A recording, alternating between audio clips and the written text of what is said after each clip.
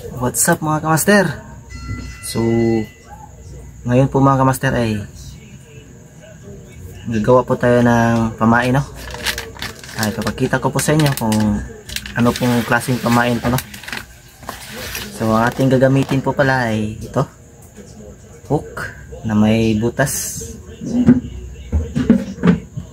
Itong makaon mga kamaster o plastic na malinis at ano, yung makintab. Piliin nyo po yung makintab mga kamaster para madali pong makita ng mga isda, no? Para ma-attract po sila. At meron po tayong sinulid at saka itong gunting. So babala po, no, sa mga bata, no, sa mga nanonood po, no, magpaturo po sa mga magulang o nakakatanda, no, kung paano po gumamit ng gunting. So ang una po mga kamaster ay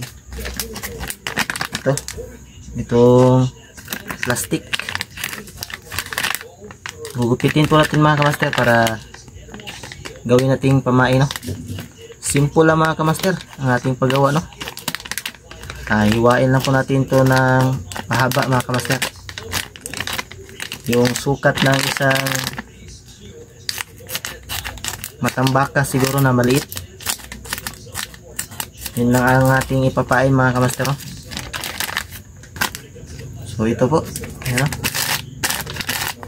So gugupit lang po tayo na maliit dito mga kamaster, yung malapit po sa makintab na ano, ito meron pong blue at saka yung green na makintab.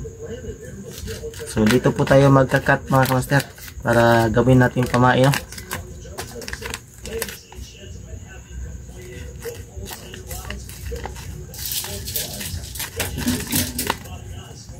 So magupit lang po tayo ng ganito lang siguro kahaba mga kamaster para ilagay natin sa ating hook, no?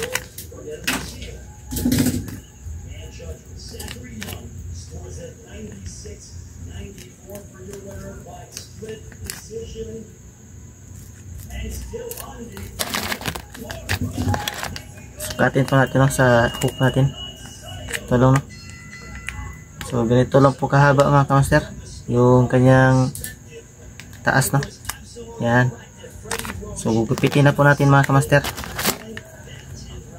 para po gawing pamain, no? So parang yung forma niya mga kamaster ay parang isang dahon lang, no, na patulis.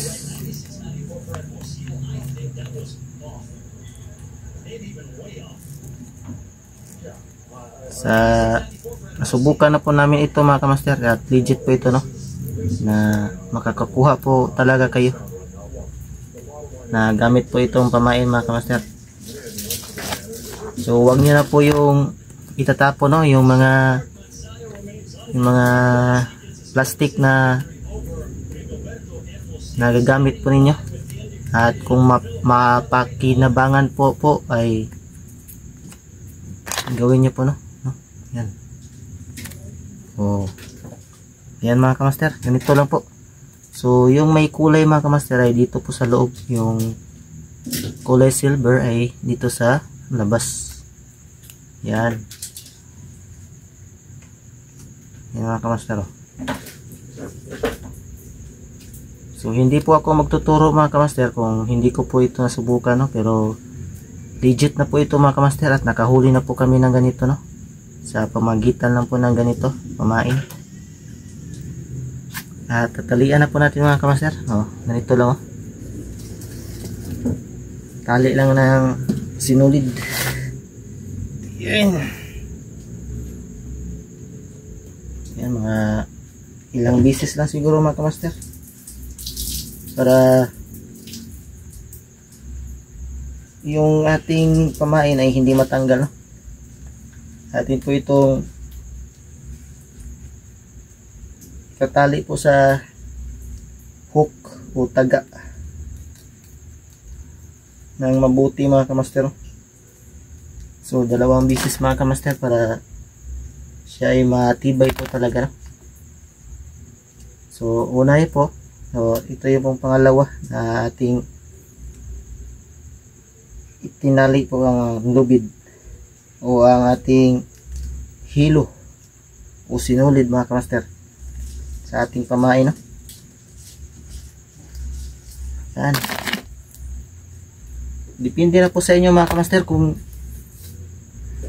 lalagyan nyo po ng ng crystalline yung ating pamain. Yan, pero sa amin mga kamaster ay nasubukan ko po na ganito. Yan. So legit po mga kamaster. Yan, yan.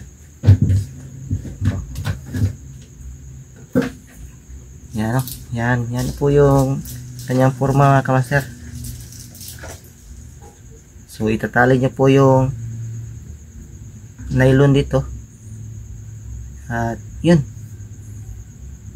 So sa gamit po nito mga kamaster ay yung tawag sa amin ay undak, yung paganon, pahila-hila ba, tapos tag dalawang di pa mga kamaster at 10 ganito para magpanghuli po ng mga mamsa o tribali na malalaki mga kamaster.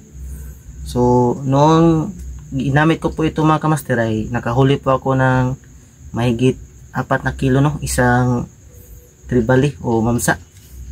So legit po mga kamaster. Depende na po sa inyo, no, kung lalagyan po nyo ng crystalline o ibang kulay po para maging totoo po talaga at kainin po talaga ng mga isda, no, na malaki. Yan. Oh. So ayan mga kamaster, meron po akong mga ibang dito rin na plastic. Katapos ko pong kainin ito ay gugupitin ko po at gagawin ko po ng ganito. So ayan mga kamaster, maraming salamat po. Sana po may makatulong po ito sa ibang mga mangingisda, no, na katulad ko po. Yan.